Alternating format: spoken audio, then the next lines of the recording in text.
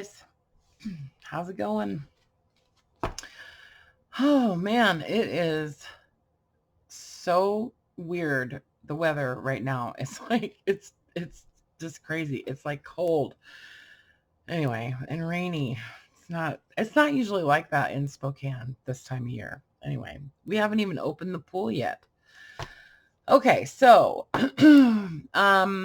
thank you everybody for your purchase on the kits yesterday.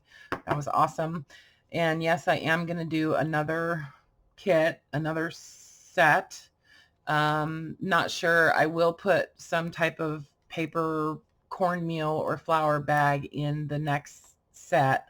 I've already got 12 requests on those, so I don't know if I can take any more, but if you really want one, send me an email and I'll just do what I can. You know what I mean?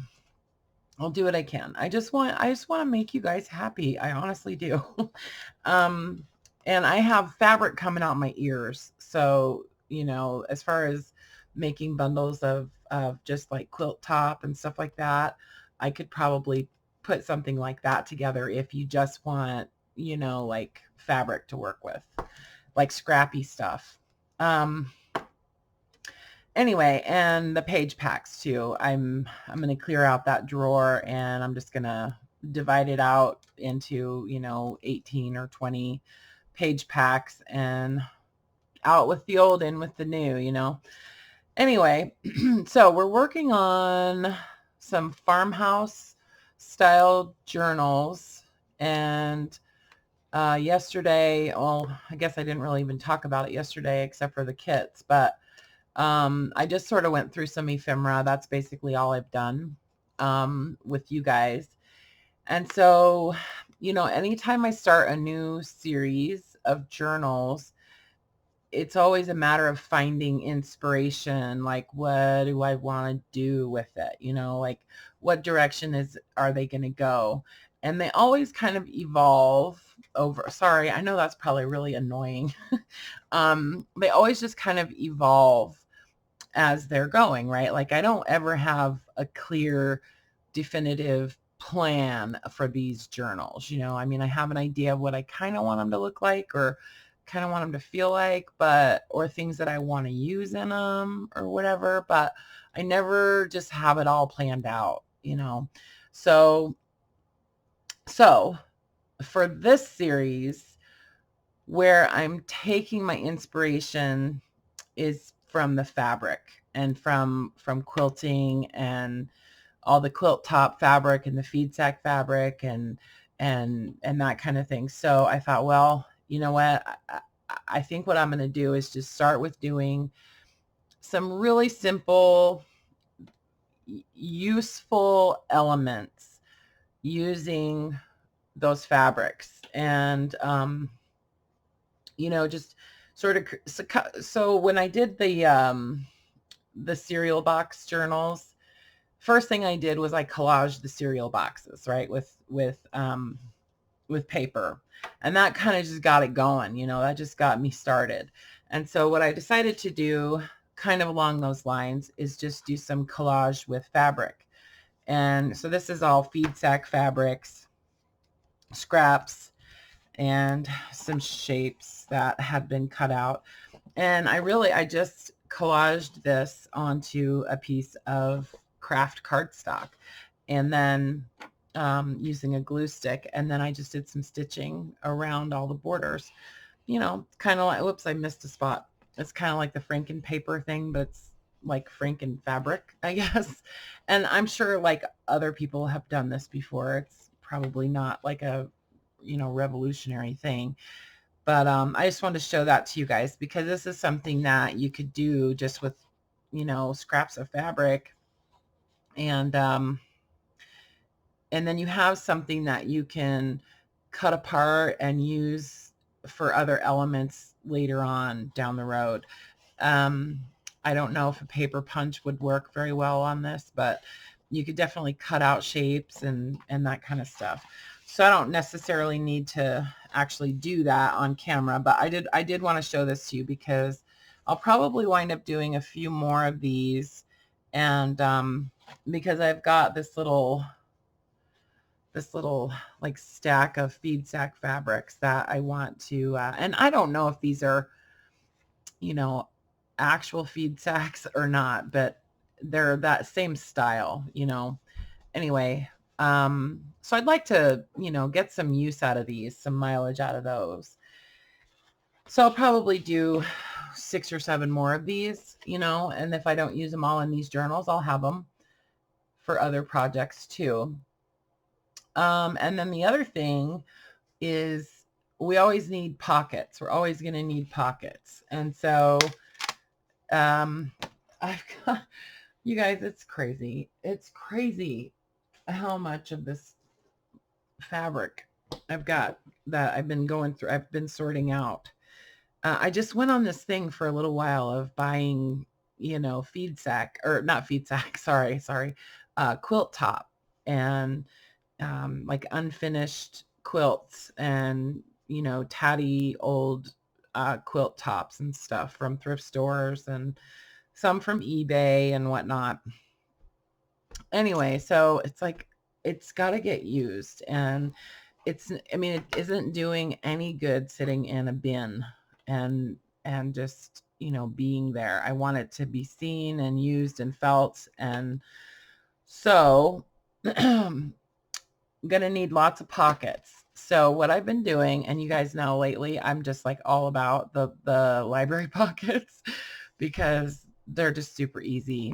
And I don't do a lot of fabric pockets in my journals just because I think they're kind of a pain in the, you know what. They're to stitch them onto the paper, you know, and plus they're kind of flimsy and not real stable. And I feel like the weight of the fabric makes me feel like if you put much stuff in there, it's going to like tear the paper. So you have to be careful, like what kind of paper you stitch fabric onto to make a pocket. So I thought, well, let's just cover some library pockets with fabric and, you know, eliminate those issues.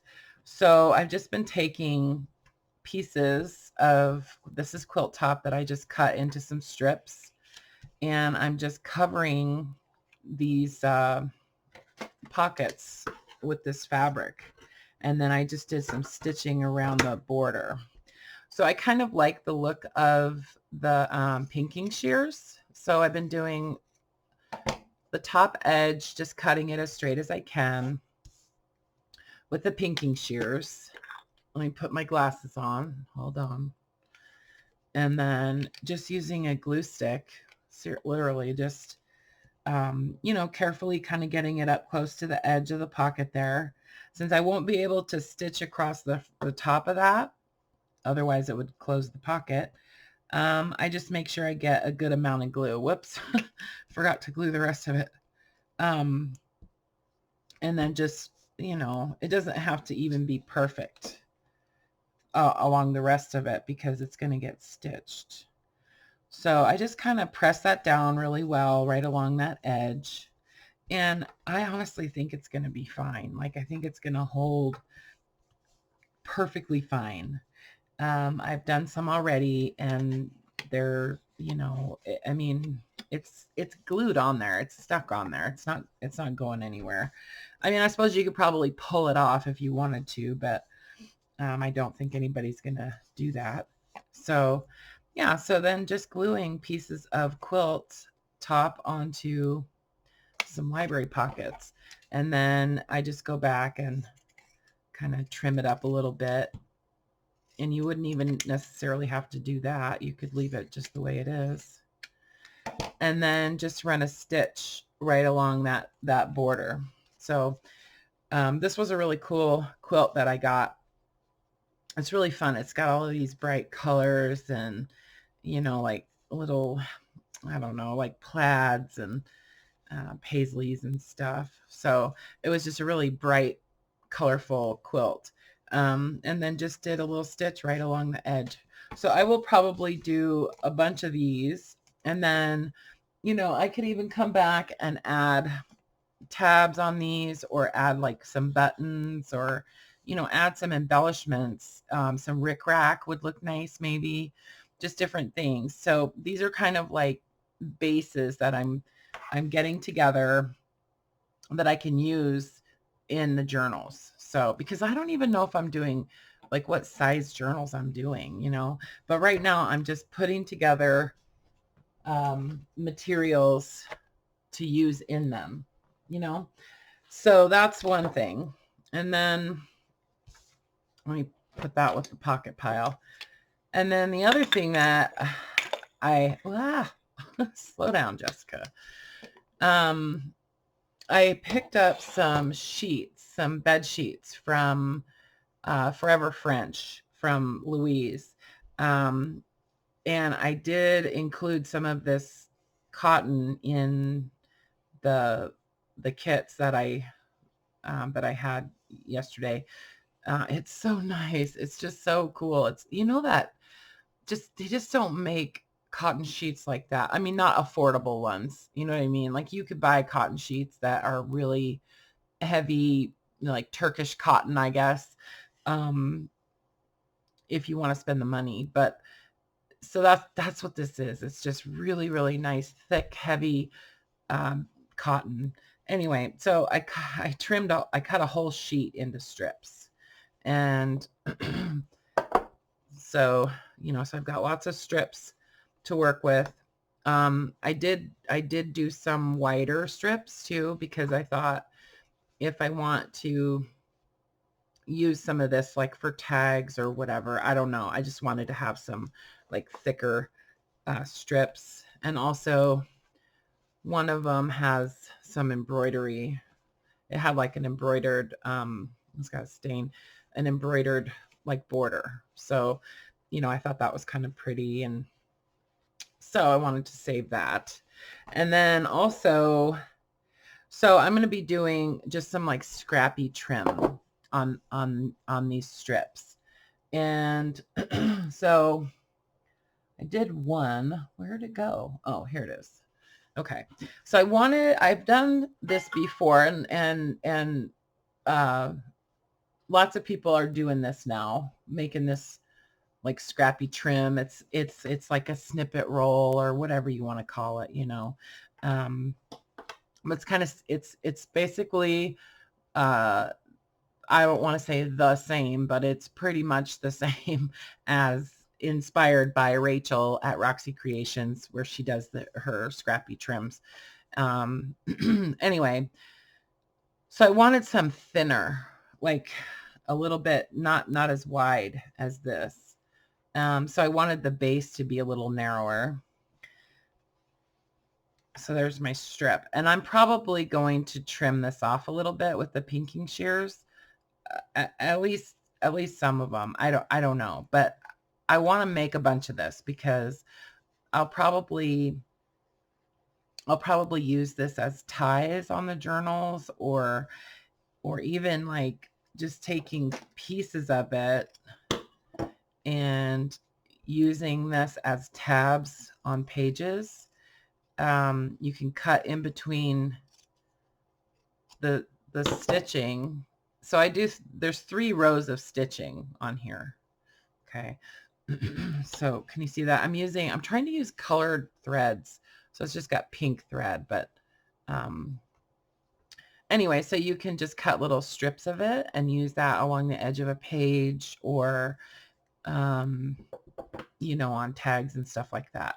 Anyway, so I just wanted this as like an element that I can pull, because I'm not using like scrapbook papers and stuff like that. So this is sort of where I get my patterns and color from. It's from this repurposed fabric.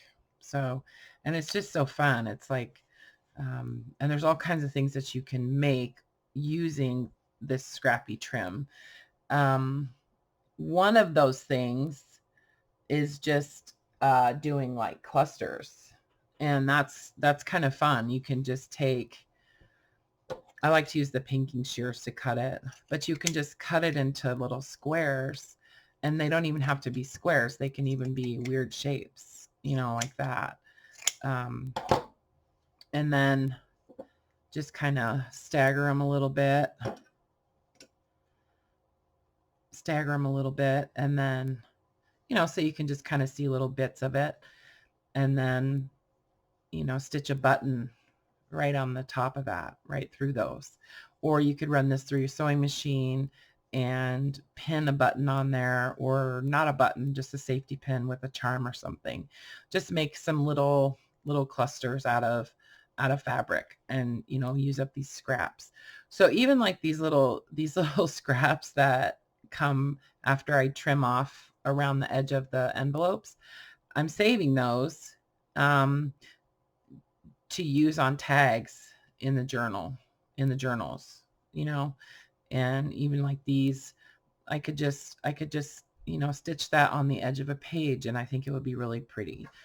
So I save all those little scraps until I'm totally done, and then I might get rid of some of them.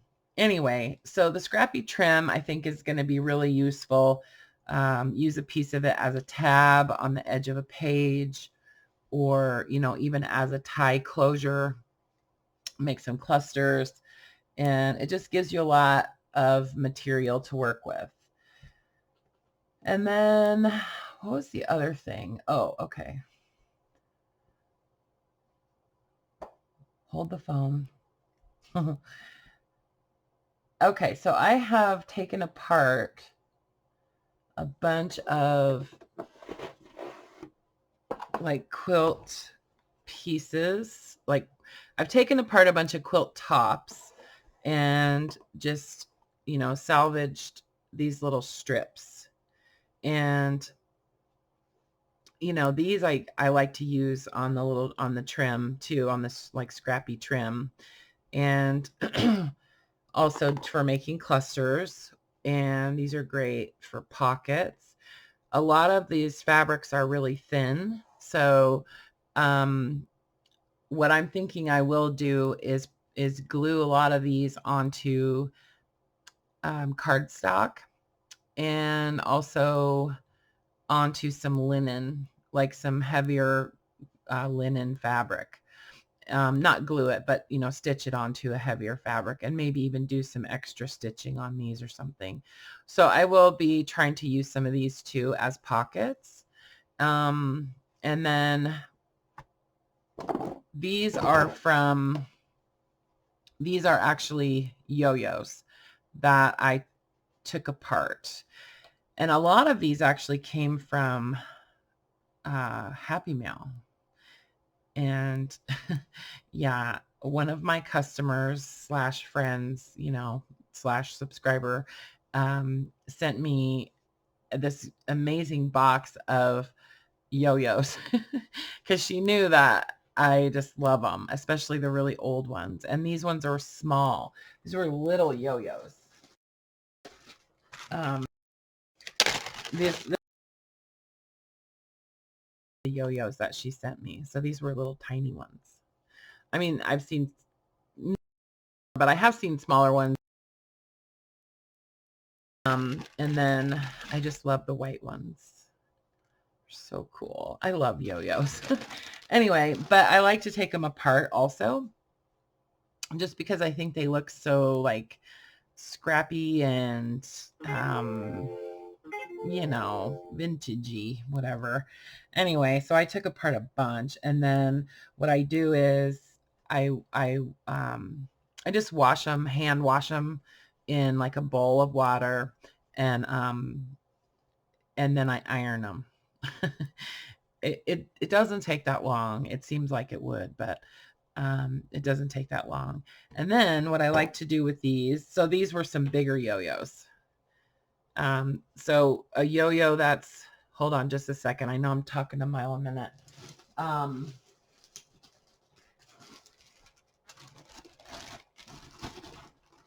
Oh, come here. So these, when you take these apart, it's a piece that big. Okay, so you get you know, I just love them. Anyway, so these are useful, right? See, these were some that somebody cut out and they hadn't sewn them yet. They hadn't stitched them yet. So if you ever see in a thrift store, like a bunch of circles like this in a bag, it was probably for yo-yos. Anyway, so this is what I like to do with this size. If you happen to have a bigger punch, or if you know, if you have a way to cut circles, I just like to, where did that stack of paper go? Oh, here it is. I like to just punch out some circles.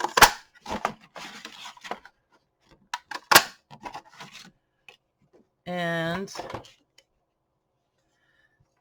just glue this onto the back. And you guys have probably seen these before. I've used them on different journals. And I think I was working on making a bunch of these on a live stream one night, but yeah, and then just do a row of stitching around the edge of that after it dries.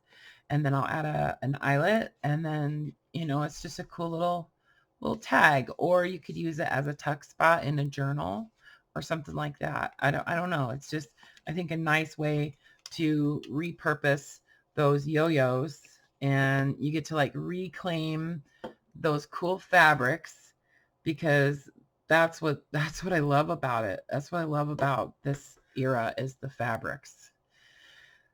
So yeah, so you get to use these in all kinds of different ways. The other thing that is kind of nice to do with these is to, you know, do the stitching, but then fold these in half. You can just fold it in half and then use that on the edge of a page in your journal. You can, you know, stitch it right there, or even just staple it, and then you've got like a tuck spot on each side. So it just makes them versatile. Or I was even thinking about doing some other shapes, like some of the other, like sometimes you'll find in the thrift store or something, you'll find, you know, just pieces that people have cut out already, just bags of fabric. And I always forget what this shape is called, but doesn't that look just like a tab, like a page tab?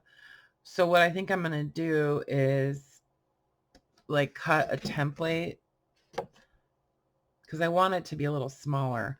So I'm going to trace one of these onto some card and then cut it out slightly smaller, and then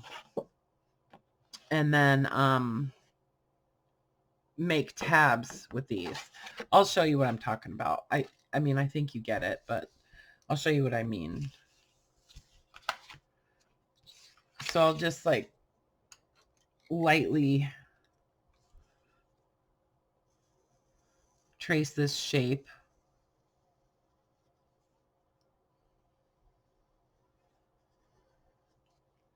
Kind of went off a little bit there. Hold on. Hold the phone.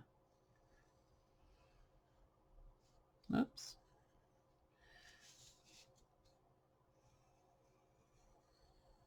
Okay. Like that. I don't want to use those scissors. And then when I cut it out, I'll cut it out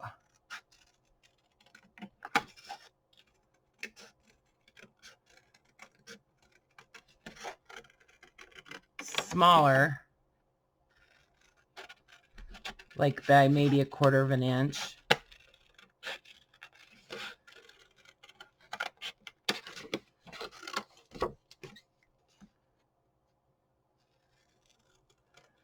Just going inside my line by like 1/4 inch, and then trying to make it, you know, nice. But doesn't have to be perfect, right?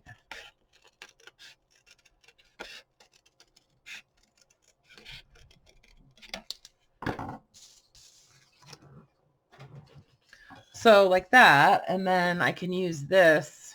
That's a little wonky, but it's not a big deal, right? I can use this to trace out a whole bunch more this size and then glue them onto this shape, and then do some stitching around the edge of that, and then just fold this and use it as a tab in the journal. You know, obviously I would do a little bit better job. But I thought that would be kind of cool, you know, and it could be a tuck spot at the same time, you know. So I don't know. So I'll probably wind up doing that. And then, you know, do that with the diamond shapes. And there's even some in this one bag, and I put some in those kits, some butterflies that someone had cut out years and years and years ago for a quilt, you know. So I might make a template and use some of these old butterflies that somebody took the time to cut out. And, you know, who knows why that didn't ever get done, right? So, but we can respect this stuff. I think that's what it is. That's what it feels like to me anyway. I'm sort of paying homage to the craft of quilting a little bit by just using those pieces in, you know, some other type of way. Okay, so those are my little ideas. I just kind of wanted to run that stuff by you guys. And then of course there's always just the scraps, you know, that are sort of never ending. And you know, these can be made into that scrappy trim. That's basically what I'm using this for. But, you know, it's also good for just making clusters. And, you know, just take a few strips of couple pieces and layer them up. Stitch a button on there. Obviously, this one wouldn't be exactly right, but you get the idea. You know, scraps are awesome. I love scraps of fabric. So, and I have a couple of people in my life that send me their scraps of fabric that they can't use for quilting, and I appreciate it very, very, very much. So thank you for that. Anyway, so I think that was, oh, there was another thing. Okay, remember. So Karla Frizzell does a video making these little flowers with twisted fabric. You just take fabric and twist it, and then you make them into these little like flowers, and she stitches them. She said she got the idea from somewhere else, and you know, so it wasn't like her idea, but I told her she needed to do a video on it, so I think I talked her into it. Anyway, I was like, do that video so I can see how you do that. Anyway, and I'll find her video and put it in the description. But I thought it would be really cool to make some of those just with these little strips that are from a quilt top that I took apart. So yeah, so that was another thing, just for little embellishments. And you could make these in all different sizes. I glued them onto a piece of paper before I stitched it. So if you guys would like me to do a video, you know, showing you how I would do those, then I can do that. But go check out Karla's video too, because she explains it pretty well, and she has a good method of holding onto that thing before you stitch it. So yeah, so I think that was it. I just wanted to just come and, you know, give you guys my update on where I'm at with working on this series. And you know, if you have lots of fabric and stuff, those might be a couple things that you could do, you know, a couple ideas. So, and I'll be using this over the coming days. You know, it takes a little while to do the stitching on this, but what else do we have to do, right? Anyway, okay, you guys, I'll quit blabbering. No, I shouldn't say that. It's not blabbering. But anyway, yeah, I'm going to make a ton of these. And these are all going to be made useful again. That's the thing. I like to try to make it useful again. And I mean, just simple shapes can become so many different things. Like these could be pockets. Um, you know, it could just turn, you can just turn them into anything. Anyway, so give me your ideas about, what you would do with some of these shapes, and give me some other ideas what you would do with your scrap fabrics and stuff like that. So, all right. So keep in touch, guys. I love you. I'll be back. I'll be back in a while. Okay. Bye for now.